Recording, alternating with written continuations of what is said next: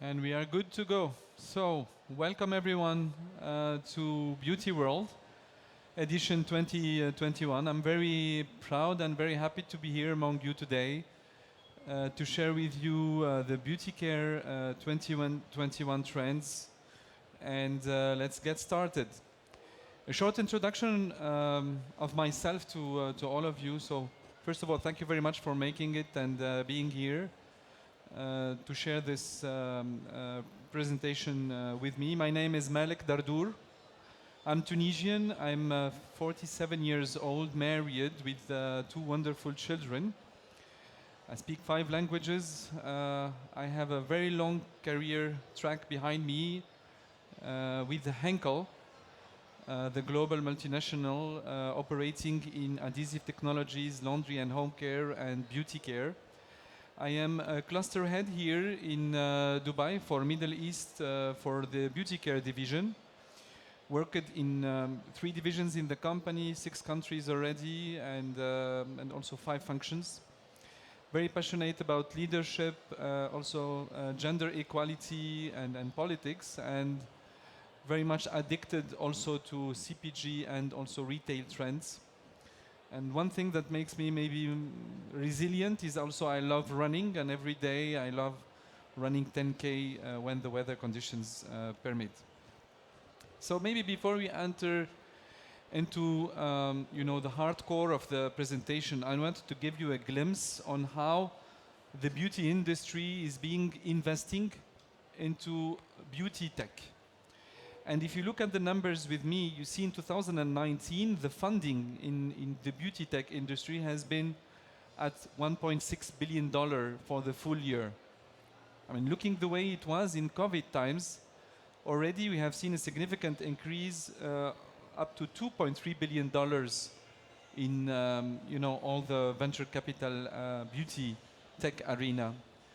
But looking at 2021, only in 7 months, what do we see? We see already we've surpassed the full 2020 investment already for the industry.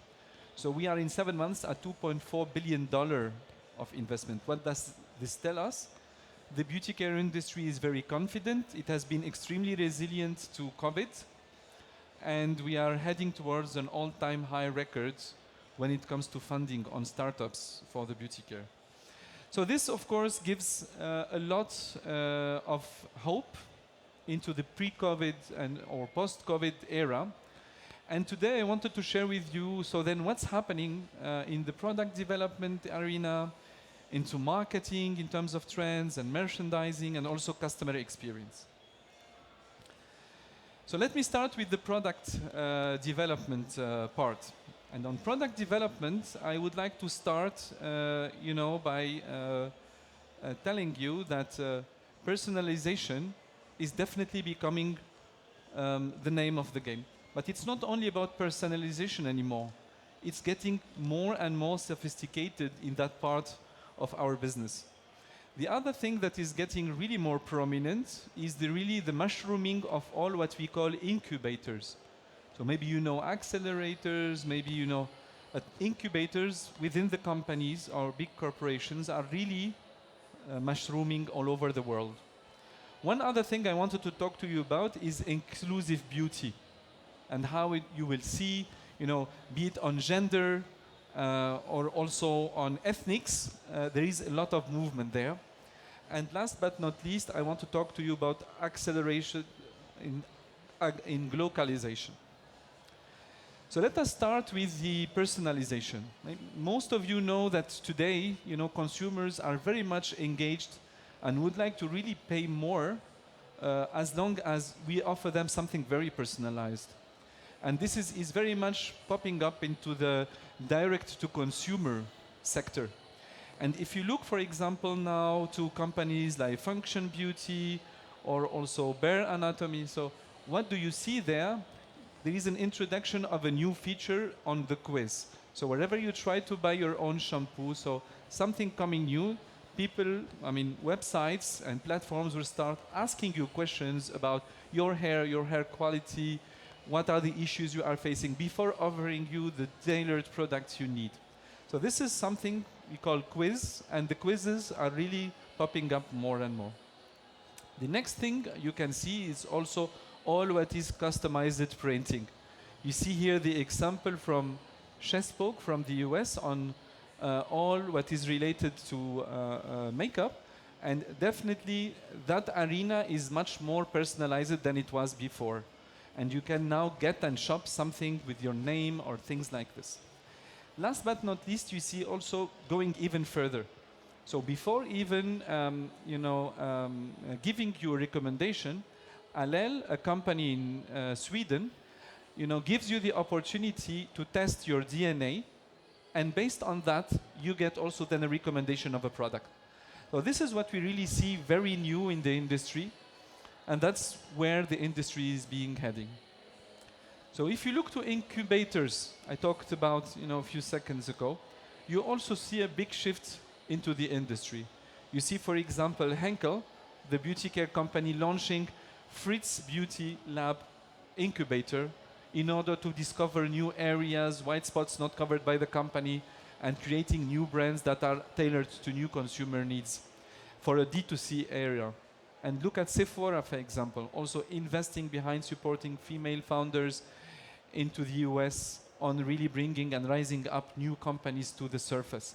And also Target, another retailer in the US, have launched also its incubator called Takeoff that also supports, consumer, oriented products toward people of color, in the US. So really a lot happening in the incubator, scene. Next topic I wanted to discuss with you, and this is maybe a bit surprising to you, but also this is coming, particularly on the right side of the screen, you see male personal care coming.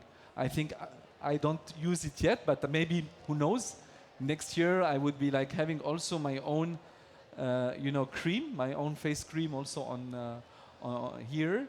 But this is also something where we see expansion also of a lot of brands. You see here, for example, the main grooming also moving into that arena. Looking at people with color, we also see really a lot of inclusiveness in this side. And you see, for example, retailers like Sephora, Macy's really going the extra mile and are committing to the 15% pledge, making sure that, owners of companies with color have 15% of the shelf of Sephora in the United States. This is something we will see also more and more coming globally. Last but not least, you maybe have heard about K-beauty or K-pop, like pop music, but now there is also Korean beauty. It's really on the drive, be it in the US and also in Europe, it's getting more and more attractive. But not only that, we see C-beauty, which is like China, beauty industry. It is also getting much more globalized. But this is not only about the Far East. We also have our champions here in the near Middle East, also sub-Indian continent. With Nykaa, most of you maybe know, the beauty care platform also in India, raising funds up to $3 billion valuation, or base an Indonesian company entering really very seriously into the halal beauty sector. So all these, movements are also not only rising in the region, but also becoming more, having a global attractive, demand also around the globe. So that was on product. Looking at marketing, and merchandising, and also what are the recent trends in this area. So we see now more and more big overlap on beauty and wellness. So here the surface is getting more and more blurry, and also both sectors are really trying to really step into each other's territory. Also big tech is also becoming much more present in beauty tech. We will see that also in a while. And also you will see virtual try-ons getting much more, common, and people are really using this very much versus what they were doing in the past. And last but not least, the also high demand on, ingredients transparency is becoming also a big trend. Consumers want to know what they buy, from where this ingredient is coming, what is the origin of this product, etc., the traceability, etc. So let us start with the overlap between wellness and beauty.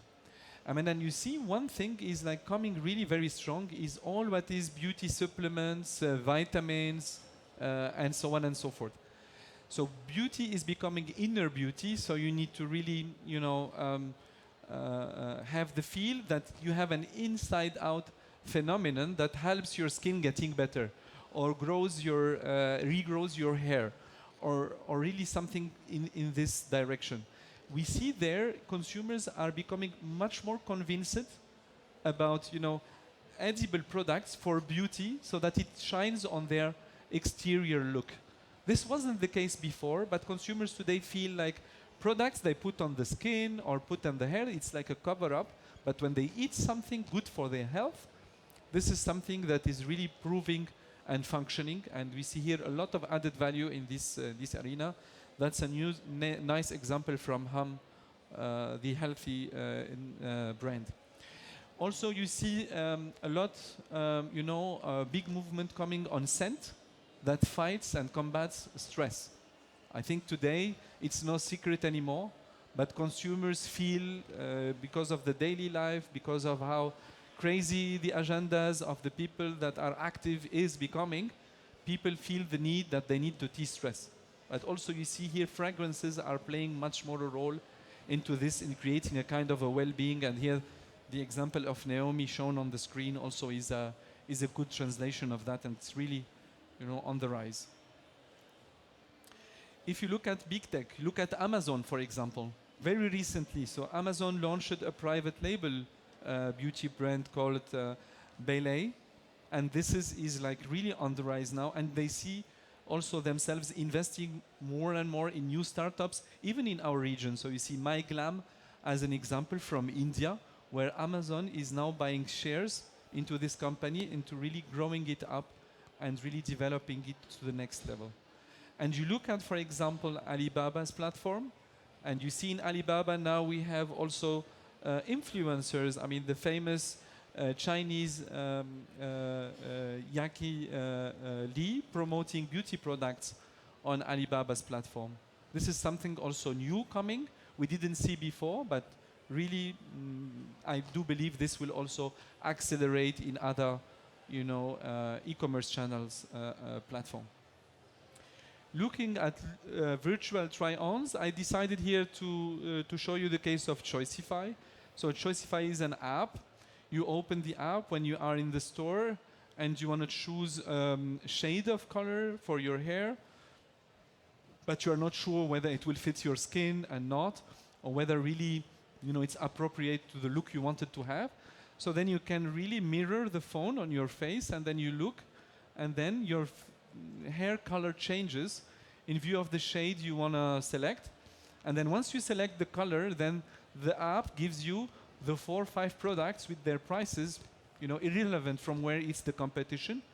And then it tells you this color fits you, and you can choose that particular shade. So you see that now on hair coloration, but also you see that also happening also on all what is skin and for makeup, and how is the makeup on my face, and if I choose this product. You see that, for example, on Beauty Labs on the right side of the screen. That's a new startup where biotech company Amiris have been investing heavily very recently. This is really something that is really on the rise, and you will see that also on all the social media platforms very soon, also hitting your screens on the phone, if not already. So looking at transparency and higher transparency, so consumers definitely are more and more looking for, understanding from where the ingredients are coming. Is my ingredient a safe ingredient? Is it a natural ingredient? I do not want to have a chemical ingredient touching my skin. So this is something you will be seeing more and more. And in September, I think on the 22nd of September, there was a new consortium for cosmetics that has been launched. It's a joint initiative from Henkel, L'Oreal, LVMH, Natura & Co. and Unilever, when all those big multinationals of the beauty care industry joined forces, and they said, okay, we will create a standard for environmental friendly product. How environmental friendly is your product? And they will give it a scale, you know, whether the product is sustainable or not. So that's really something that we will see also on packaging. So it will really change the way we look at products in the future.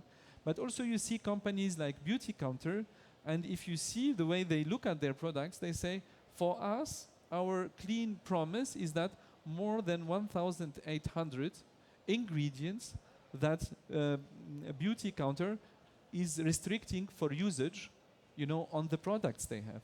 And they compare that to the European Union restrictions, to the US restrictions, and you see consumers, they say, this brand is much more careful on selecting the ingredients than even the European Union, for instance.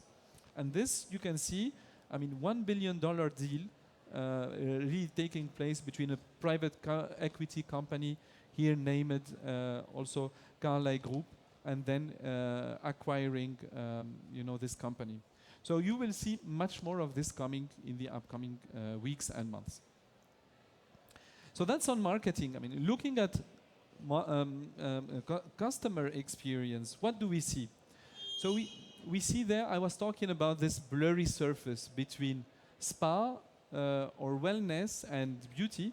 So then also you see on salon, on spa salon, also hair salon, there is a kind of an unbundling approach to these segments from the beauty industry. I will show you how. And also you see in the omni-channel, we see also in the beauty industry getting more connectivity across the whole value chain is also happening, and I will show you some nice examples. So if you look here at spa, you know, and salon unbundling, so you see now, for example, services wherever you want, at any time you want. You take the example of Glam Squad. So it's an app, so you need to just book the service, and then Glam Squad will come at your place and do all the services related to makeup, nail polishing, and so on at home. You don't need to go any longer to the salon. The salon is coming to your place. Yeah, so this is one area where we see a big development. But also we see, like, on products, on devices, you see here the example of Traya, where really products that are technologically driven for skincare that are easy to use. So you don't need to go to a dermatologist to get your skin treated. Now, at home, you can rejuvenate your skin thanks to specific technical but consumer-friendly devices. If we look at the omni-channel, what do you see? So, for example, I take the brand Shiseido, maybe some of you know it. And you see here, for example, in all their connected stores, so new stores being launched in Asia.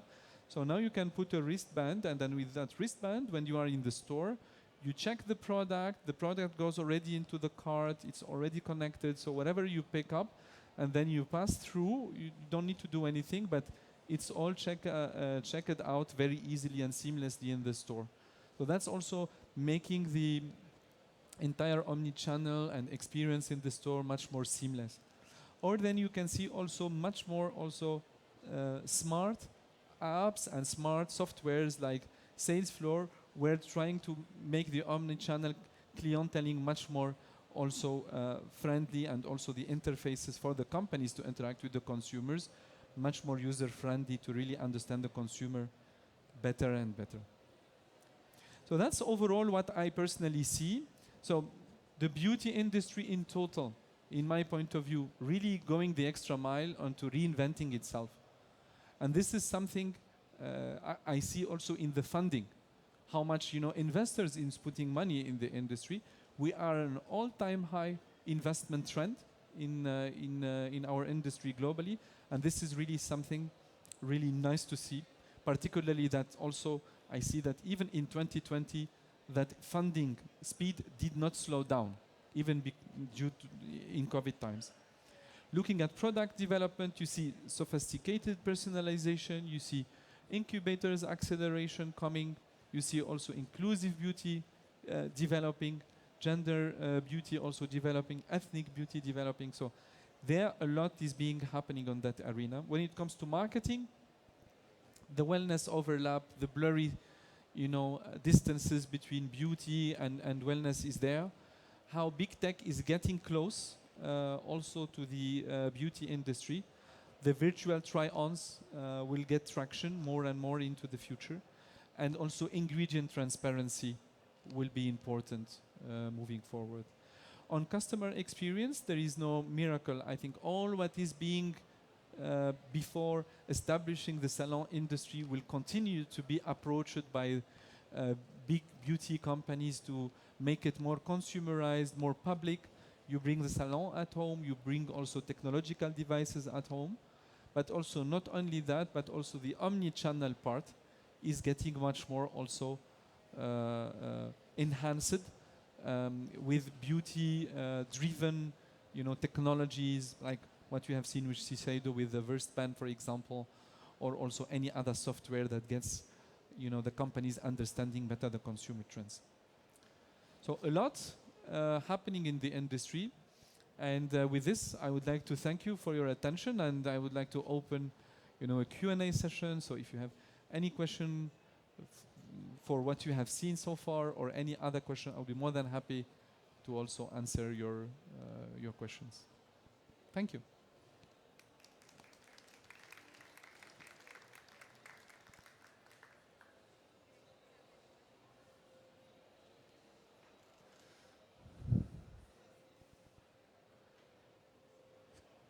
No questions. Very good. Thank you very much, and then hope to see you next year with more trends also from the beauty industry. Have a good day, everyone.